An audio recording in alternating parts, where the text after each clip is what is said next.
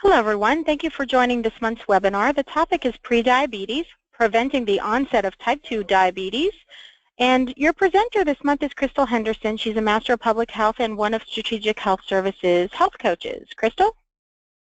Hi everyone, and thank you again for joining this month's webinar. Again, my name is Crystal Henderson, and we will be talking about prediabetes, preventing the onset of type 2 diabetes. So we'll start off by giving an overview on what prediabetes is, the risk factors associated with it. We'll then talk about type 2 diabetes, go over some recommendations for prevention, and then we'll be discussing some lifestyle and behavior changes. So we'll go over again whether or not prediabetes is preventable, when you should be tested for prediabetes, and exactly what does it mean to be a prediabetic. So 86 million Americans now have prediabetes. That's 1 out of 3 adults. So out of those 86 million, 9 out of 10 of them don't even know that they have it. Now, nearly 29.1 million Americans have diabetes, and 8.1 million people with diabetes do not even know they have the disease. So with numbers that are so alarming such as these, it's very important to take action. Now, when we talk about what it means to be a prediabetic, it means that your blood sugar or your blood glucose levels, are higher than normal, but they're not high enough to be diagnosed as a diabetic. So prediabetes can lead to heart disease, stroke, and then type 2 diabetes.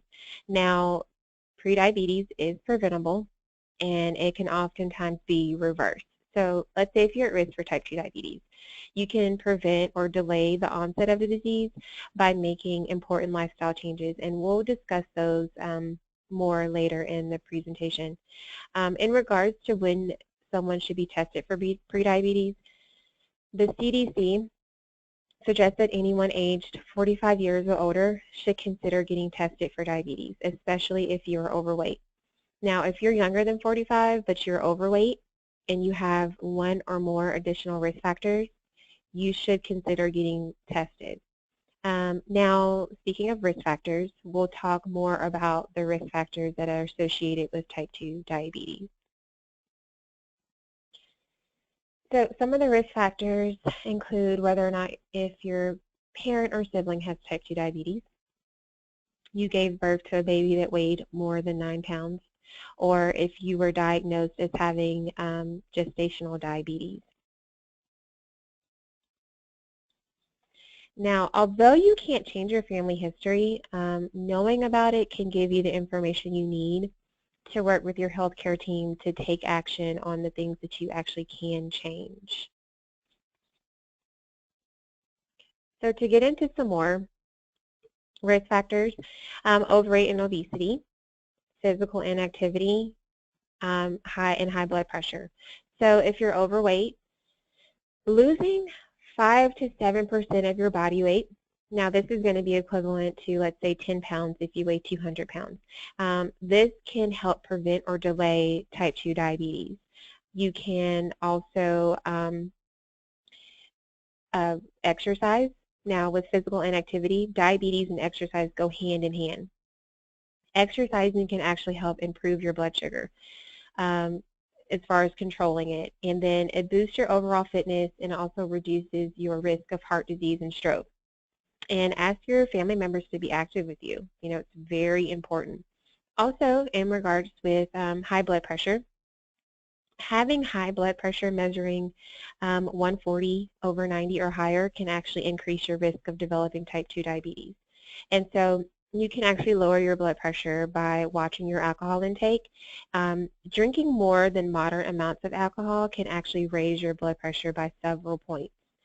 Generally, this includes no more than 1 drink a day for women, and for men older than age 65, or more than 2 a day for men age 65 and younger. So 1 drink equals 12 ounces of beer, 5 ounces of wine, or 1.5 ounces of an 80 proof liquor. So in regards to affecting your risk, it also can reduce the effectiveness of any blood pressure medication that you may be taking.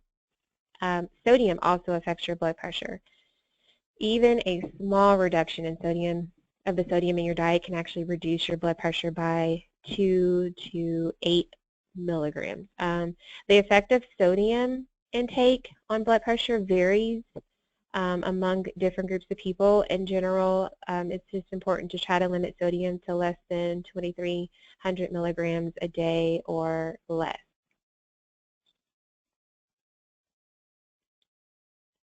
So we'll get into more with high cholesterol, smoking, and sleep quality are also risk factors for developing type 2 diabetes. So having abnormal cholesterol with an HDL, that's good. That's your good cholesterol. If it's 35 or lower, and then also your triglyceride levels, if they're 250 or higher, these are is a greater risk for developing type 2 diabetes. So your high density lipoprotein, your HDL, again, is known as your good cholesterol because it helps remove other forms of cholesterol from your bloodstream. So higher levels of HDL cholesterol are associated with the lower risk of heart disease. And you can increase your HDLs typically with increase in physical activity, and we'll get into more of that as well. In regards to triglycerides, they are a type of fat that's found in your blood. So when you eat, your body converts any calories it doesn't need to use right away. They automatically go into triglycerides. So the triglycerides are then stored in your fat cells.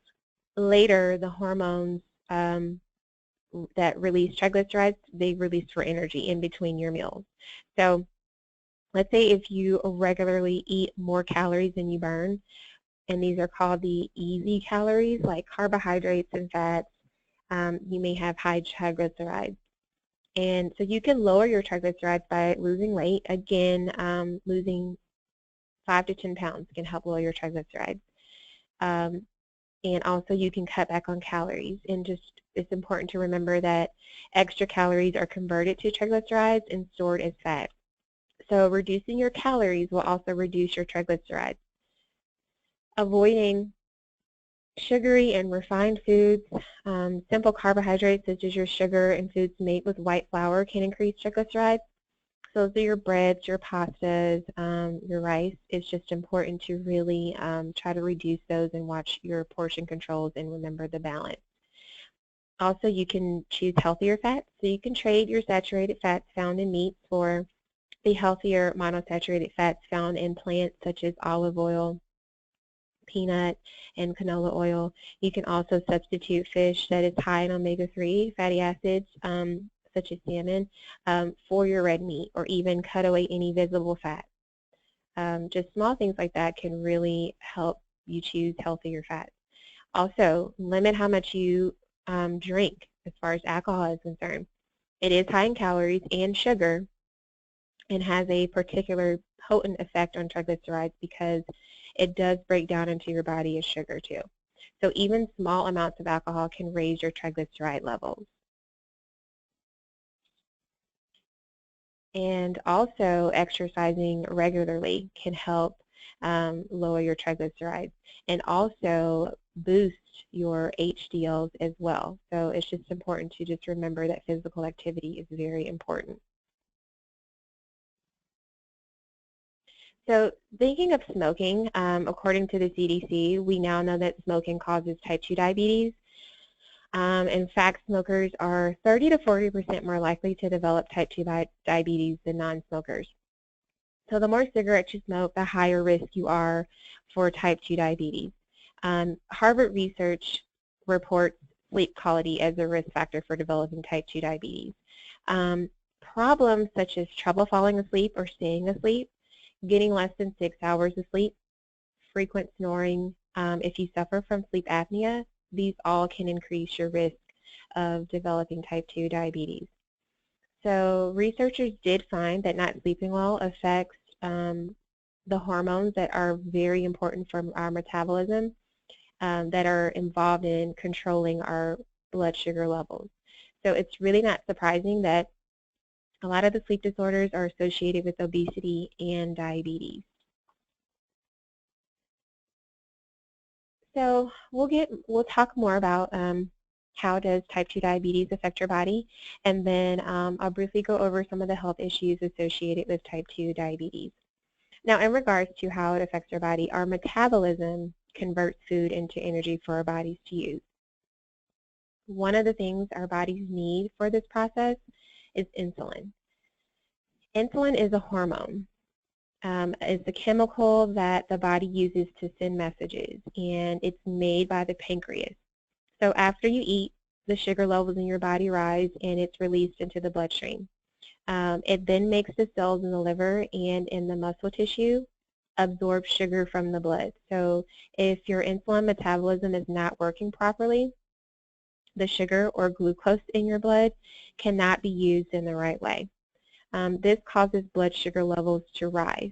So if blood sugar levels are too high, it's called hyperglycemia. So in people who have type 2 diabetes, the pancreas does actually produce enough insulin, but it no longer has the effect on the body's tissues and cells. So this is what doctors refer to as insulin resistance. The pancreas can compensate for this temporarily by producing more insulin, but eventually at some point the pancreas will not be able to keep up, and then that's when you start to see the blood sugar levels rise. Now, the severity of diabetes can vary from person to person. Some people only have to make minor changes in their lifestyle after they're diagnosed, and this can just be with losing a little bit of weight, getting in some more exercise, and that may just be enough.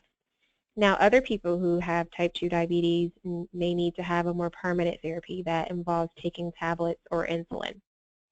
So it's just very important to have a really good understanding of the disease and know what to do in order to stay healthy. Now, speaking of staying healthy, some of the health issues associated with type 2 diabetes, if not treated properly, are heart attack, stroke, blindness, kidney failure, and then unfortunately loss of limbs such as your toes, feet, or legs.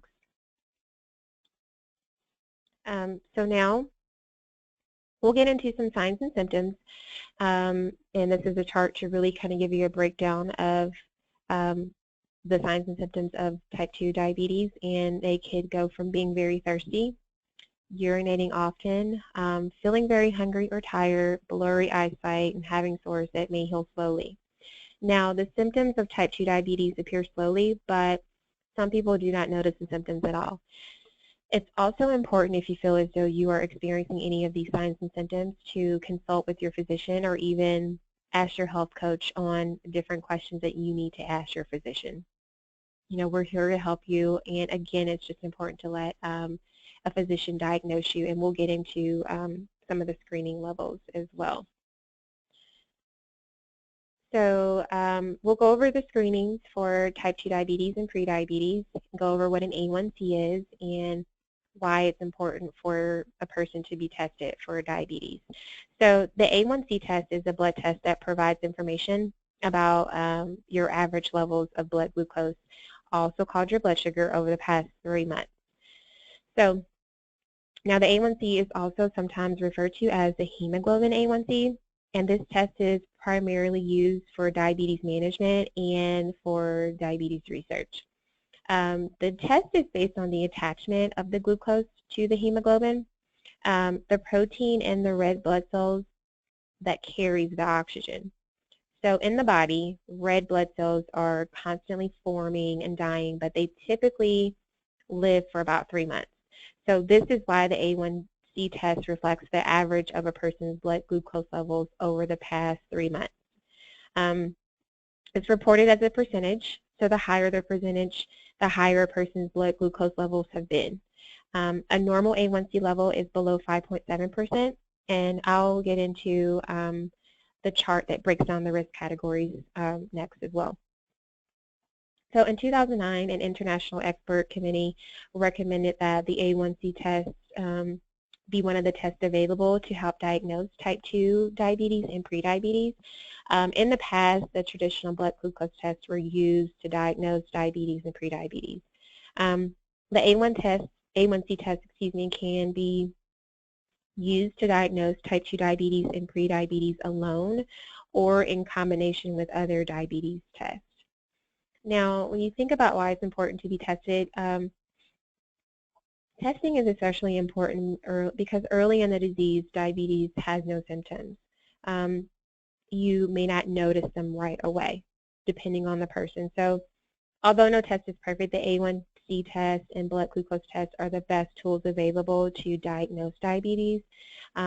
It also enables healthcare providers to find and treat diabetes before complications occur, and to find and treat prediabetes, which can really delay or prevent type 2 diabetes from developing.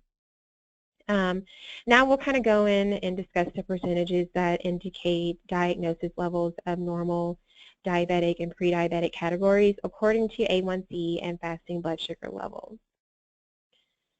So this is a chart that breaks down different risk categories. So let's say you're high risk and you have a fasting blood sugar of 126 or higher. You are in the pre-diabetic category if you have a fasting blood sugar of 100 to 125. Low risk is considered anything less than 100. Again, with your A1C levels, a normal A1C is considered, like I said before, below 5.7%. The diabetic category is 6.5% or above, and then the pre-diabetic category runs from 5.7 to 6.4%. So let's say if you recently had a biometric lab screening and your fasting blood sugar put you in the pre-diabetic range. If you have areas of concern, it's always important to really speak to your healthcare provider, and that's where you can have an A1C test completed just to really see what your blood sugar levels have been over a period of time. Because your fasting blood sugar is just your blood sugar at that point in time, the A1C is going to provide more clarification and really help you understand which category you truly fall in over the past 3 months.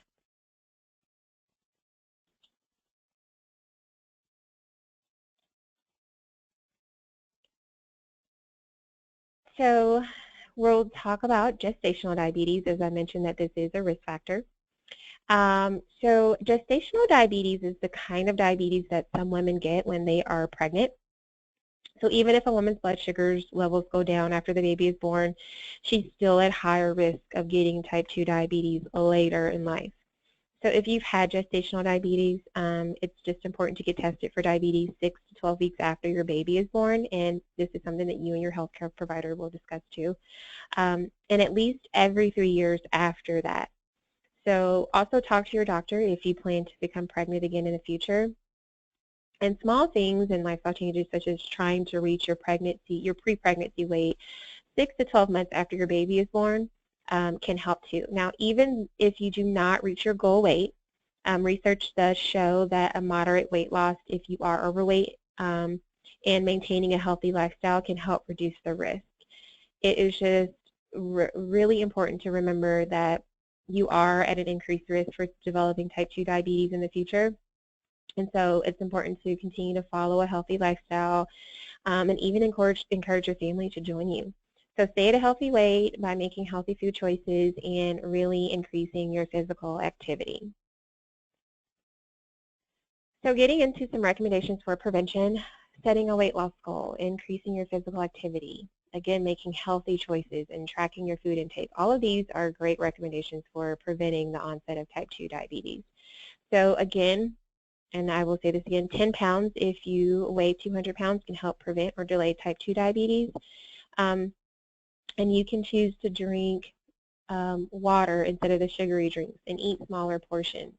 In regards to your physical activity, it's important to be active for at least 30 minutes, 5 days per week to really help you burn calories or lose weight. And for the best health benefits, it's important to really exercise for 150 minutes per week at a moderate intensity for your physical activity.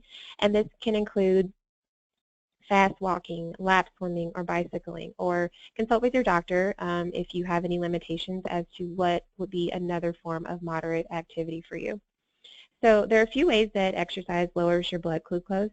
Insulin sensitivity is created, so your cells are better able to use any available insulin that helps the body use glucose for energy.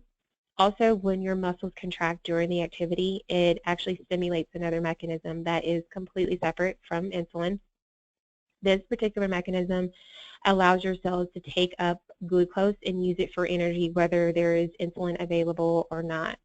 So this is just in short how exercise can help lower your blood glucose in the short term. And then when you're active on a regular basis, it also can help lower your A1C.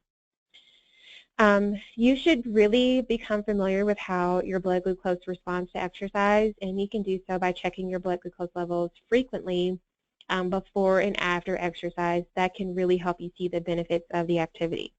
You can also use the results of your blood glucose checks to see how your body reacts to different activities, as swimming as opposed to bike riding.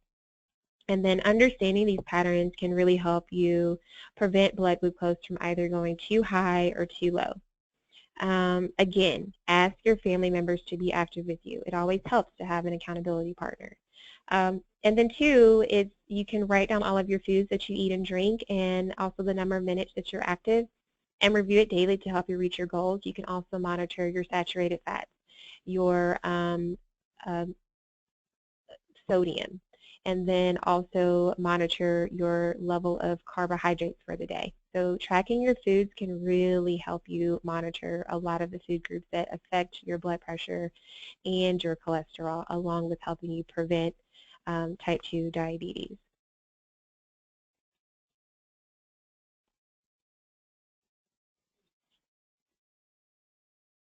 So in summary, it's just important not to let the pre and pre-diabetes fool you into thinking that it's not really a problem now. It's important to remember that you can actually take action right away to help prevent pre-diabetes from becoming type 2 diabetes. Many people with pre-diabetes who do not change their lifestyle by losing weight if you need to or becoming more physically active. Research shows that they will actually develop type 2 diabetes within 5 years. So it's just very important to remember that it is preventable and that you can make the small lifestyle changes that we discussed today. In closing, it's just remember that the My Pathway to Health website offers many educational materials in the health library, as well as many interactive tools and health calculators. So there is a blood sugar calculator on there. You can also monitor your exercise and your blood pressure too. So again, contact your health coach today. If you have any questions, please don't hesitate to contact your health coach. We are here to support you in any way that we can. Send us a secure message or give us a call. We can help you manage your health on a daily basis. And again, I thank you for your time and thank you for joining this month's webinar. I hope everyone has a great day.